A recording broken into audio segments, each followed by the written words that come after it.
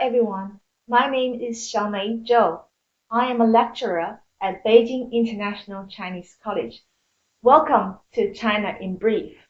Actually, it's very difficult to introduce any country in 90 minutes. So I'm going to separate the program into 5 aspects.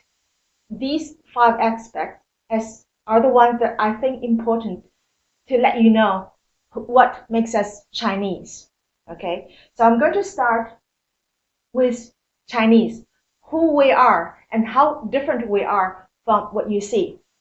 As from this picture, you see many faces of Chinese. Many of you have seen Chinese in your own country.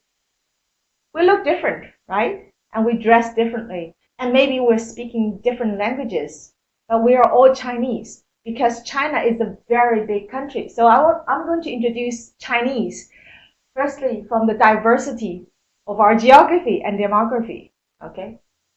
This is a map of China. As you can see, we have a huge diversity in latitude and longitude. From here to here. This is neighboring Southeastern Asian countries.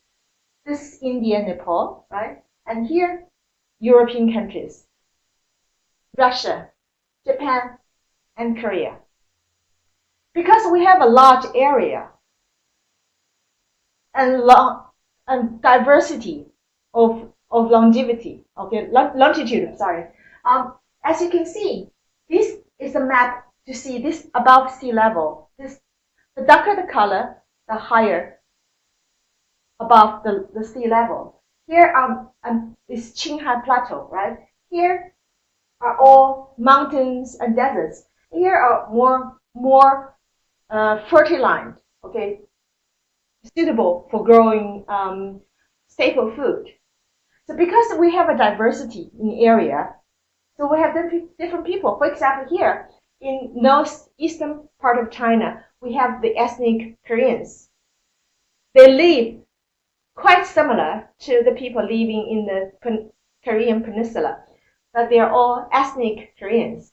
And if we go further inland, these are Mongolians. We call them Inner Mongolians because they come from Mongolia, which is now an independent country. But during the Yuan dynasty, in the ancient times, Mongolia actually occupied China.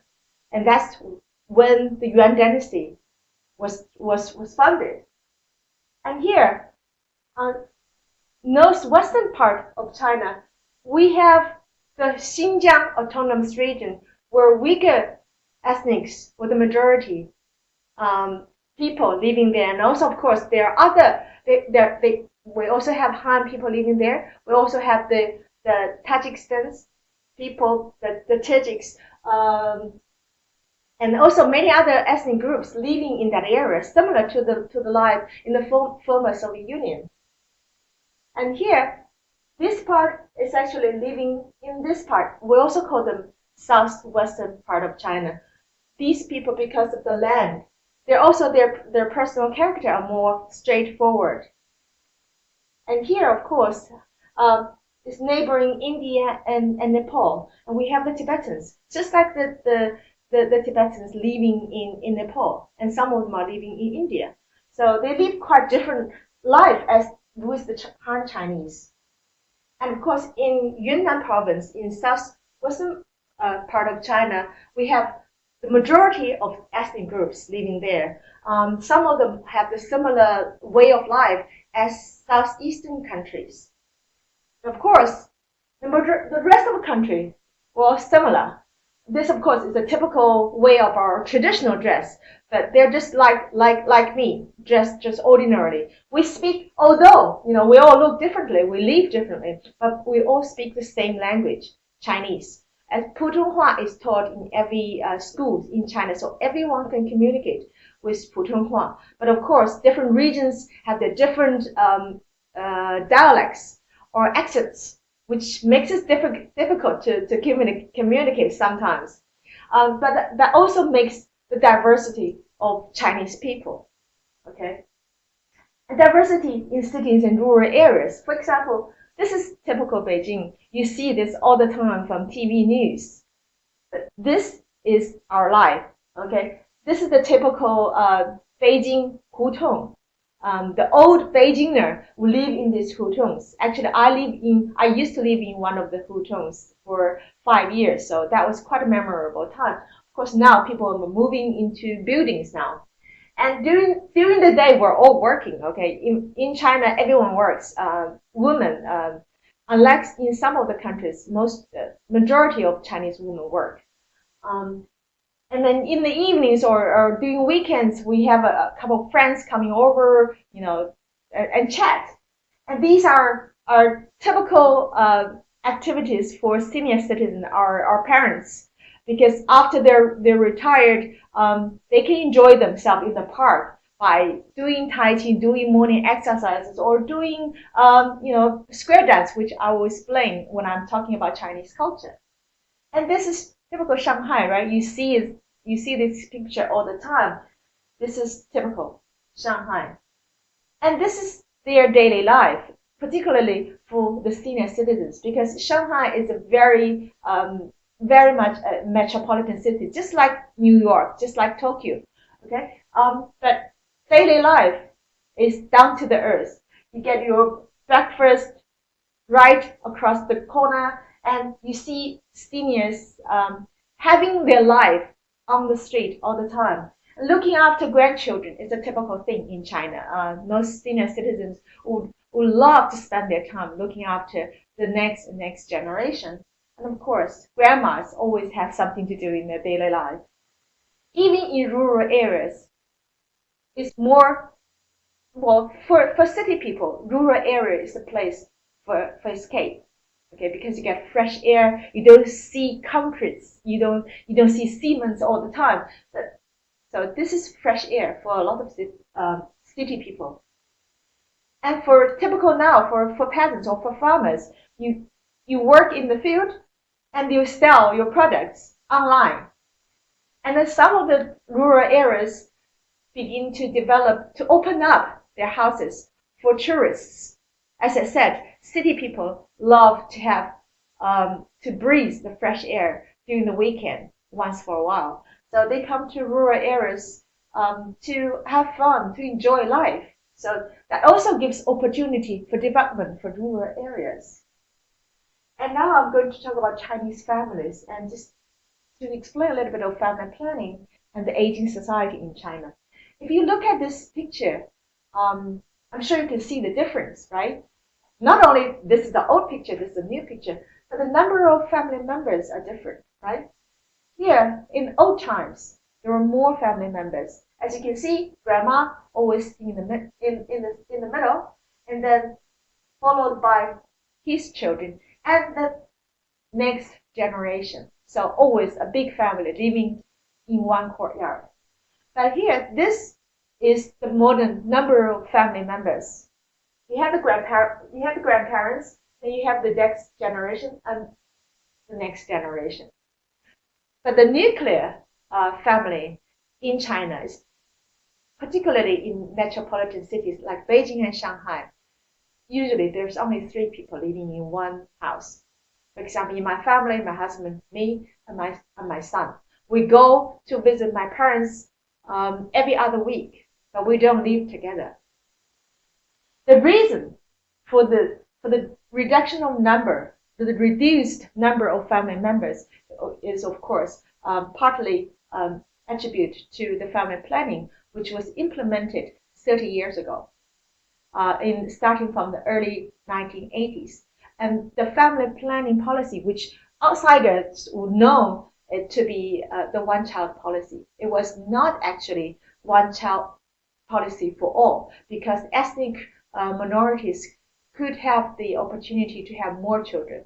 For example, the Tibetans can always have as many children as possible because we have more land in Tibet, but we don't have enough people that was born there, especially Tibetans. Okay, that one-child policy or family planning policy was in place because right after New China was founded, productivity was low.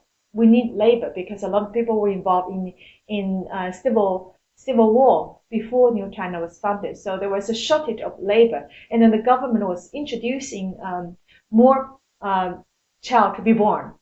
But up to 1970s, the government started to realize the negative social effect of a big increase of population. So that's why in 1982, the family planning policy was in place. It was basically to introduce a policy that to have healthy babies, to have intervals to give birth, and gradually to reduce the number of population, especially the increase rate. Okay, but that policy in 2016, the one-child policy was officially over. Even for metropolitan cities, everyone can have the opportunity or the right to have at least 2 children. But the problem is not a lot of people wanted to have another child because of the burden of life, of work, that makes young people not to have any children at all. So that is the problem, which caused another problem is the aging society, because China is quickly entering into the aging society. There are more senior citizens out in the streets because not a lot of children could have the time to look after our parents.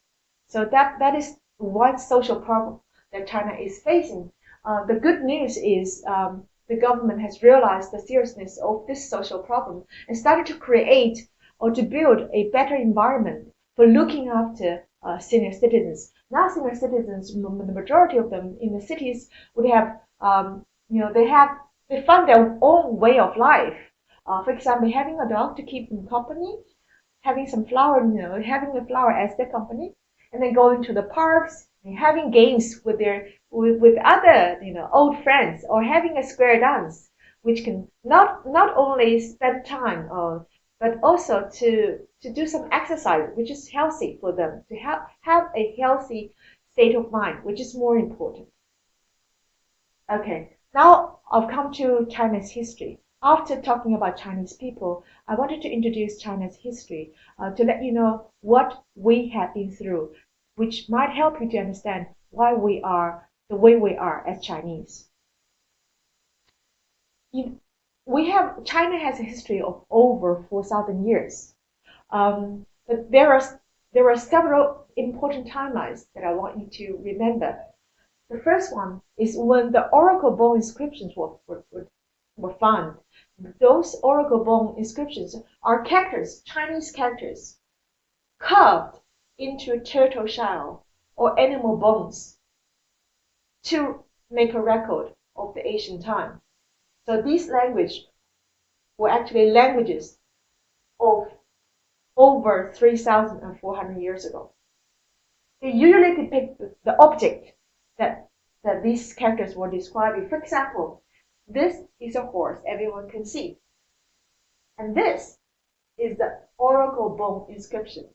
This was the first Chinese character in China, which happened 3,000 years ago. So as you can see, the shape of this word, which is also called ma, same ma, which evolved into what is horse today. So this is very similar to the one that we are still writing today. And all this evolution of Chinese characters all describe the same thing and having the same pronunciation. Okay. And because we have the same language, the Chinese civilization has been able to continue for thousands of years without stop. And this person I want you to remember, because he was the first emperor. His name is Qin Shi Huang, and he was born 221 BC, before Christ was born. The reason I want you to remember, the reason that he was considered as an important figure in Chinese history, because he unified China. He was the first one that unified China. Before Qin Shi Huang, the first emperor, there were many warring states in China, as was shown in different colors. And he was actually the king of only one state. But he conquered all the other states and unified China into one called Qin dynasty, and started many other dynasties. What he also did at the time, which made him important, was he unified Chinese language. Remember, there were many other states in China before he unified, and they were using different characters to describe the same thing, horse. And after Qin Shi Huang became the emperor, he unified them into one language, which helped the formation of Chinese culture. He also unified money, currency, as they were used in different shapes. The money, the currency that we're using at the time varied, and he unified them into the Qing currency. He also unified measurement. Okay, like this is the measurement for weight. This is for length, for example. And then he created the first political system in China. He was the emperor, and he has ministers who was in charge of the military, political, and supervision. So that was the initial form of China's political system. Remember, he was born 221 before Christ was born, so that was over 2,000 years ago. What he also did was he built the Great Wall to defend others, to protect his kingdom from outsiders. And he also, even before he died, he ordered the terracottas to be buried in his tomb. This is what you can see in Xi'an, in Shanxi Xi'an. After the Qing dynasty, after the first emperor, there were many other emperors. China had many dynasties. Of course, there were the golden age of the Han and Tang dynasty. Particularly during the Tang dynasties, China was really economically advanced compared to other Asian countries. And we started, that's where the Silk Road, the Asian Silk Road, started to take shape.